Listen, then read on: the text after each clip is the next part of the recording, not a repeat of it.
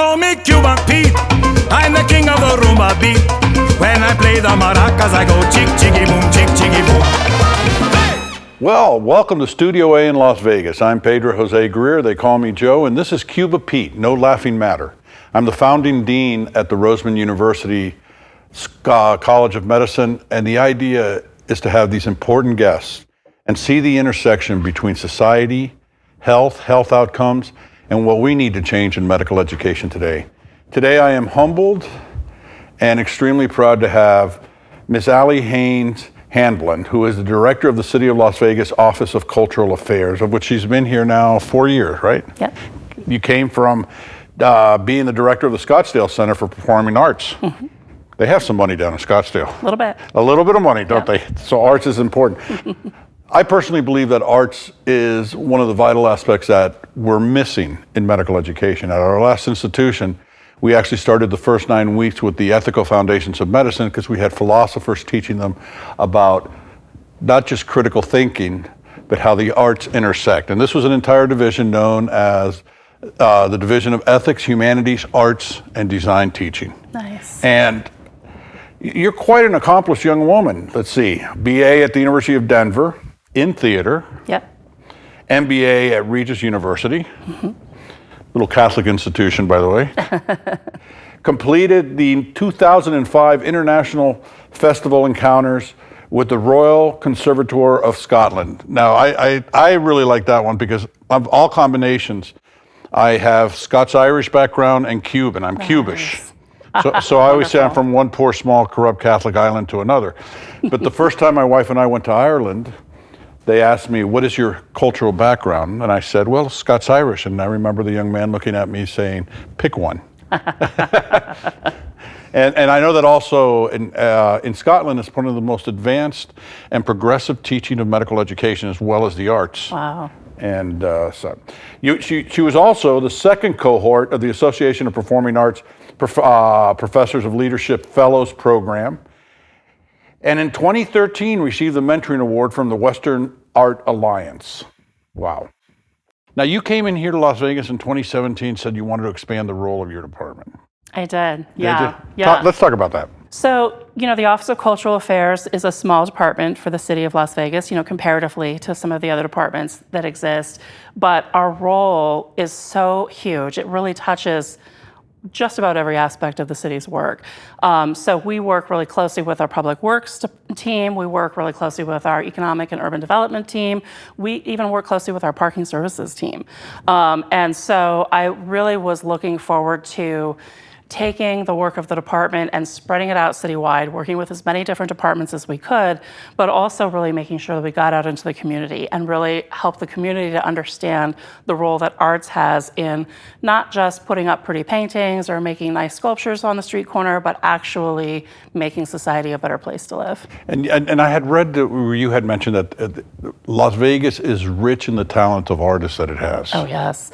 I mean, one of the things that attracted me to moving here was the fact that this is a city that is run by creative professionals. If you really look at the gamut, right. There's a heavy reliance on tourism, but what's driving that tourism? And it's, a lot of the big shows that are on the Strip. People love to come here to gamble, but when they're taking a break from gambling, they're going to go in and see a Cirque show, or they're going to go into the small theater and watch a lounge singer do a beautiful set. And so, there's just this great variety of artists that work across the spectrum, all the way from, the high dollar entertainment, all the way down to local community theater groups. And it's really everywhere. If you stop and take the time to look around, you realize that there's very few neighborhoods in Las Vegas that are untouched by artists. And I've seen that, and it looks beautiful, by the way. You've done a spectacular job. We've been here about 1 year and 3 months. Oh, wonderful. And we consider ourselves Las Vegans already. We love this place. This has been really, really nice. And it's also nice to get away from hurricanes. Yes, it is. Although you guys have a monsoon season here, which I brace for. That's true. Because of the flooding, that can be very, very dangerous. So you have a lot of youth programs. Mm-hmm. And I was fascinated by that, not just in the performing arts, but teaching them different aspects of art. Yeah, absolutely.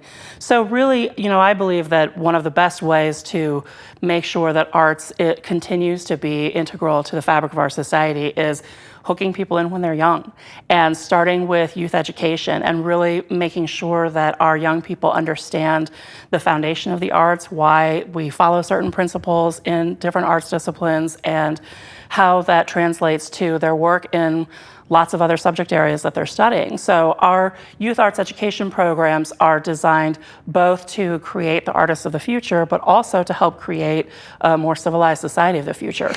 And not only that, by being in the arts, expanding your mind, you actually produce creative and critical thinkers, which are so essential that we've lost a lot of that. I know we've lost that in medicine because our students come in as great memorizers, not realizing that the world is not an algorithm. So we like them immersed in the arts and also as a way of expression. We do a lot of narrative writing and reflections. And the reason we do that is one of the forms of arts that I think is so important is the ability to express oneself. So you express yourself on a painting and a sculpture and a performance. But if we're going to make change in this country for the better, a physician that cannot tell a story cannot make a change. And also, as medicine is changing technologically, the role of the doctor is shifting incredibly. I mean, when I was trained, and I'm old, we had a stethoscope, a hammer, an ophthalmoscope, an otoscope, and a tuning fork. Nowadays, you have all this advanced technology. We didn't have to, we used to have to memorize everything in pharmacology. Now it's on your phone. Now at the bedside, you have an ultrasound that you can do a bedside ultrasound. And now there's algorithms that'll tell you which is the best therapeutic interventions to do and things of that nature. So the art of communication, which has been lost quite a bit in my profession, and not just communication, but the art of listening. That it becomes important that we change that. There's a lot we need to change in my profession. And I say that because let's look at the health outcomes of this country.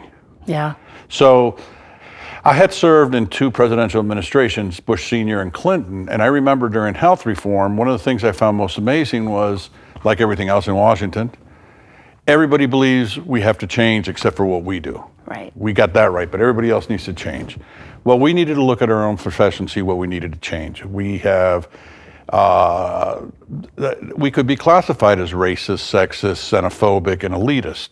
And why do I say that? Well, if 50% of physicians are women, but only about 10% are in leadership, that's pretty sexist. If only 5% of American medical students are African Americans and about 1/3 of that are in leadership positions, that's a problem. And it's like 5.5% with Hispanics, and the same thing with there's only 4 Hispanic deans in this country, and 3 of them are in Puerto Rico. So, you know, we have to really say, okay, let's shake this up, but let's produce the best physician for the future. And what I love about it, what you're doing is you're going into these areas of Las Vegas that many times we have the potential of getting a kid that's a first generation. And we want that first generation kid. We have a master's program that we were working out a deal with Southern Nevada University, where they can come in after the 3rd year, get a master's degree, have 2 marketable degrees, and then have the option of dental school, medical school, pharmacy school, or nursing school. But we need them to come in, and they need to be critical thinkers, and they need to be creative thinkers, and that's where the arts play such a major role. Just for a student to learn how to look at a piece of art in a museum is teaching them the art of observation. And one of the exercises that I like doing, and I forgot the lady who created this, was there would be 2 people, one with blindfolds on and the other one sitting in the chair, and they would look at a piece of art. And then they would go, okay, lights off, on, nothing on the screen, take the blindfold off. Now, describe to them what you saw. And then you would have 4 similar scenes, and they had to pick the one that you had seen. So fascinating. The art plays such a major role, as well as with physicians. If you had a way to teach art in medical schools, what would you suggest we do? And not just as a separate class, but how do you integrate it into everything? Totally. You know, I think, just like you mentioned, you know, the power of observation is so important. but I would definitely want to incorporate, basic principles of color and light and even illustration, and how a picture is drawn and how a figure is built as you're drawing it, and to think about how that would relate to a surgical procedure where, there's different layers of the human body that you're going into to get to the point where you're trying to heal the person that you're operating on. And thinking about how that relates to drawing a picture of a person. You can't just draw the shape you see. You've got to think about the skeletal structure underneath the muscles that are underneath the skin, and how the organs fit into all of that in order to really accurately draw that human figure. And so I think kind of incorporating those lessons that you learn in art into all your different medical classes can really help your students to think about how they're looking at their patients and how they're listening to what their patients are saying. I love your example of describing a piece of art to somebody who was blindfolded and then looking at what they heard you say and seeing what the differences are. And that's totally fascinating. It is fascinating. You're the expert in this, so I'm going to be leaning on you a lot as we develop our curriculum and get going with this. But art also expands your mind. Mm-hmm. It expands your cultural understanding, your historical understanding, which is so important that we don't really do or prepare our students for medical school. Yeah. I'd rather have a liberal arts major come into medical school. Yeah. Because we can teach them science. Yeah. There's some basics you need to know. But we need to produce clinicians. Yeah. We need to produce people. Yeah.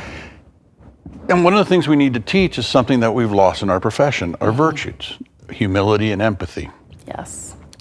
Art within itself also allows you the importance of the aesthetics of the surrounding of the person you're taking care of. Yep. Regardless of who they are, how rich or how poor they are.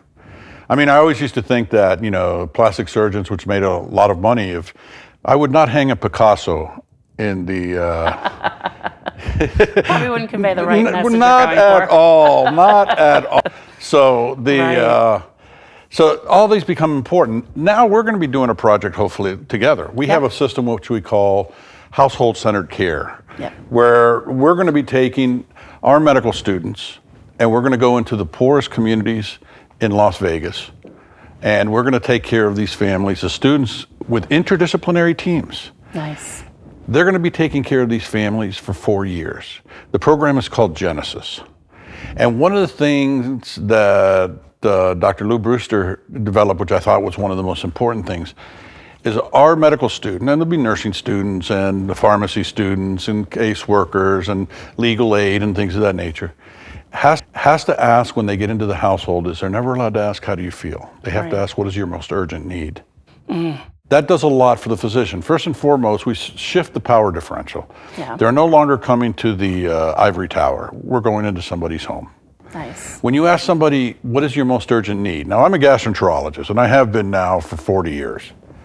Been doing this community work for 38 of these 40 years. And every time I ask what's your most urgent need, nobody has ever said a colonoscopy. You don't know how disappointed I am. But the reality is, the physician has to understand where we fit in society. Yeah. And how do we make society healthier? Because the disparities here are horrible in this country. And COVID took that top off and just showed how bad it really was. So let's change that. But let's change that and produce change makers for the futures. And they have to have this art background to be able to do things like that. Yeah, absolutely. So you want to describe what you're going to be doing with us? Sure. Okay, sure. Go ahead. So my understanding is that we'll be working on creating wraps for these cars that are designed by local artists that will kind of help the community recognize when these cars come into the community to serve their clientele. So we'll be launching an art contest in coordination with some local arts consultants and really looking to open up the imaginations of our local artists and solicit some beautiful designs that we can then wrap these cars in so that they'll be highly recognizable. And we're hopefully going to have electric vehicles, and they're going to be limited edition. Nice, and very nice. That's going to be who we are. And one of the things that I also want to be doing at the medical school we have a lot of wall space. Nice. Why can't local artists utilize this as a gallery? Because if a donor comes in and likes a few pieces, let them buy it. Absolutely. And the artists themselves can, because it's not an easy life. It's a life. It's a hustle. You got to keep hustling. You got to keep hustling.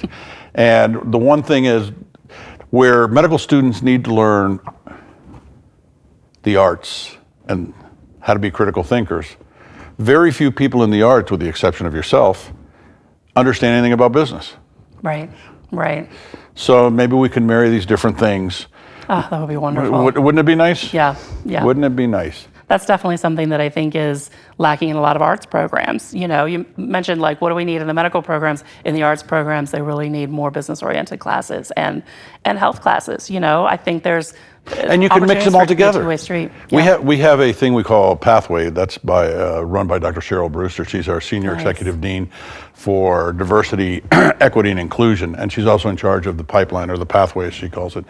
I call it the Pathway, formerly known as the Pipeline, formerly known as Prince. But anyways, is to get these kids interested. Yeah. And you know what? We'd love to bring in the different things we're doing, because we believe very strongly in STEAM, not STEM. Thank you. And very happy to hear that. That it has to be all put together, because if you're going to be a scientist, if you're going to be an engineer, if you're going to be a physician, you know what? If you don't understand society, you might be doing the wrong type of research or approaching it in a very wrong way. So all of these things have to intermingle. So you and I are going to become best friends, okay? I love it. Thank you. And one of the other things that we do is, in medical schools, it's very common to give community faculty positions, voluntary faculty. But why do you have to be an MD? Right. If you're teaching our students, you're part of the medical education. So we want to extend that to the people that do things like that, as well as the people in the community that might not even have a high school diploma. But their lessons are invaluable in producing the future physician. Yes. And so that's one of the things we're looking for. Awesome. So, and also, if you ever want us to go in there and do any health classes, we'd be more than happy to do that too. Because if you mix it in with the arts, it just makes it something really, really special. Yeah, absolutely. Well, and that's one of the things that we teach in all of our youth arts education classes is the permission to dream and the permission to imagine a bigger life, a more exciting life. I shouldn't say more exciting life, but a more just society. And, you know, permission to dream beyond the four walls that you might be in your current situation. So that's for me a wonderful opportunity to bring in representatives from your university to talk to the students about what's possible. And from a university perspective, we have to get out of that silo that we're in. Yeah. We have to be more of a part of education. Yeah. In a community. We talk about ourselves as educators. And one of the things I always say as a doctoral educator, that we're the first ones to advocate change and the last ones to do it. Right. But we have an opportunity here in Las Vegas to do something that can impact this country in an extremely meaningful way. That's so true. Something that can make a difference not just in the lives of those that we care for, but make a difference in the lives of those that want to be professionals. Nice. And make it something really, really important. And you know, the other thing is, society's gone through a lot of changes this last year, where art has been very important. Yes. The Black Lives Movements matter. That art is incredible. Yeah. I was watching a show this morning on a young man who now gets paid to do painting on walls and the graffiti art. Graffiti art. But the first piece he ever did was, he died 25 years ago, Tupac Shakur. Shakur, and how he had not heard of him. Wow. He listened to his music. And so he did one of him and Malcolm X next to each other. Wow. So the art of music. Yeah. Changed this kid's life in the art of expression. Nice. In graffiti art. And that's here in Vegas. That's awesome. Isn't that was well, super. And the best part is, as you mentioned, now he's done this graffiti mural with these two important figures of our history for future generations to look at and say, who's that person? I want to know more about that person. Like, that's a beautiful mural. It's really cool. I'm going to learn more about that person. So that continues the learning for generations to come. That's exciting. Not only that, as we're going through these different things with, especially the racism in this country and xenophobia. Yeah. And all the other things we listed, because it's not exclusive to my profession. Right. And art is the expression that allows people to say, wow, that was wrong. Yeah. Yeah, wow, maybe that person was a hero. Yeah. Maybe I'm not looking at these things correctly. And it gives you that open mind. Absolutely. And it allows discussion. It definitely does. And one of the things that I love the most about arts, particularly in the performing arts, which is my background, is that not only does arts allow you that opportunity for discussion, but it almost requires failure, and for you to learn from that failure and then to come back from it and say, okay, this, I tried that and that didn't work. I tried that and that didn't work. And then you keep trying new things and you finally find something that works. And that's, for me in the performing arts as an actor, if I got to opening night and never had that frustrating moment where I just wanted to quit the whole thing, I got really nervous that I really hadn't done my work. Like that creative process necessitated me really pushing myself and pushing past those opportunities of, trying to figure it out and failing over and over again. And that's another great lesson that, our youth and frankly, a lot of our adults still have to learn about how to function appropriately in society. No, 100%. And actually it's interesting because that aspect of not being afraid to fail, taking that leap, I look at it also from an investigative perspective, research. If you're going to think of big ideas, you can't be afraid to fail. It's required. It's you're going to fail, so you have to be prepared for it. And if you're going to be a medical student, it's okay to fail. Yeah. Nobody's perfect. Exactly. And we give too much pressure with that. So you need a lot of support services with that. But it's allowing the mind to expand. Yeah. And that to me is one of the most important things that we need to do big time in this country. Yeah. And we got a lot of healing to do from not just recent history, but decades and centuries of these things. Absolutely. Yep. So we're going to wrap these cars with local artists. Yep. We're going to have a contest. Yep. We're going to go into the communities. And one of the things we tell the medical students during orientation is you have 4 years to save the world. Nice. And you just wasted 1 week in orientation. So we like to put a little pressure on them to make them think that that's there, but they can't do it by themselves. Yeah. And we're so looking forward to this partnership. Me too. This is really going to be something incredible. Yeah. What else would you like to tell our audience? Well, I think, part of the reason that I'm so excited to be here today is to really have this opportunity to talk about the fact that the arts and sciences are not mutually exclusive. And that, if you want to be a scientist, that doesn't mean that art is, a fluff item or a luxury or, an extracurricular that you add on just to make your credits. That really, like, the study of arts and the study of sciences are so interconnected to each other that it's critical to know both. And so that to me is just exciting to have this conversation and to know that that's what you're building in this community. Well, my son's a performer. Nice. Let's see, that was 16 years of private Catholic education. Excellent. To become an improvisational comic. See? And I asked him one day, I said, Joey, what is improv? Mm-hmm. And he thought about it for a second, and he said, it's empathy. Wow. He says, if you don't listen, you can't respond appropriately. And I said, wow, maybe we should be teaching improv to medical students and all doctors. Yep. To listen, to respond appropriately to those things. Yeah. And so I married way up, so I got smart kids. That's Excellent. It's my daughter's pretty funny. She does public interest law. Nice. She ended up at Harvard Law School. But it was funny because when she got into like every school from Yale on down, and I said, you can't go to Yale because my mother would pronounce it jail. We're Hispanic. And that I have to do all this explaining. You can go to Harvard, just don't be like them. There you go. And I said, I know you're smart. I married up and you like to help people. Why don't you want to be a doctor? And she goes, Dad, you don't get it. She goes, when it's take your kid to work day and you're doing colonoscopy, seriously, you think that's something I'm interested in? But her second answer was very profound to me. She goes, Dad, physicians are doctors to people. lawyers should be doctors for society. Wow.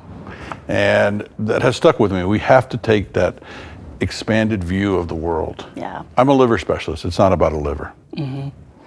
I went into hepatology because they just studied when I was in my internship, where Cubans had twice the incidence of liver cancer as the rest of Americans. Wow.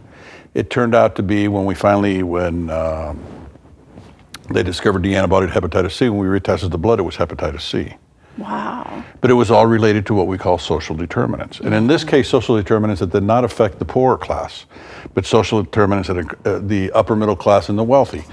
Every Cuban family that could afford it had its own syringe and needle for vaccines and B12 shots. Oh, interesting. And you would boil it for 10 minutes, like they'd say, and it would kill every virus except for hepatitis C, back then known as non-A, non-B. Wow. And it's a very indolent virus because it takes 20, 30 years before it manifests itself in the liver. So, Wow. These patients, all of a sudden, your grandmother's coming in with cirrhosis, and you're going like, wow, are you drinking in the closet or something? How did this happen? And it turned out to be that. Wow. And it also showed to me the importance of the social determinants. Yes. The things that cause up to 90% of all diseases, but we never teach in medical school. Right. And, and if we had more of an expanded mind, we could see those things, because your lens gets broader. Yeah. And that's what I'm looking forward to working with you with. Nice. Let's hear in Las Vegas, not what happens in Vegas stays in Vegas, but what happens in Vegas, let the world come here and see it. Yep. Let them know that we can do things together, not in isolation, but together, to produce a healthier society. With the arts, obviously a lot more fun society. Right, right. And start taking care of some of these water issues also. Absolutely, absolutely. It has been such a pleasure to have you here. It's been a pleasure to be here. Really, I thank you so much. And we look forward to doing all these things together and making this as great as we can. Awesome. Well, from Studio A in Las Vegas, this is Cuba Pete, No Laughing Matter, talking about things that are important in society to make our society healthier and educate and produce the greatest physicians we can. Thank you.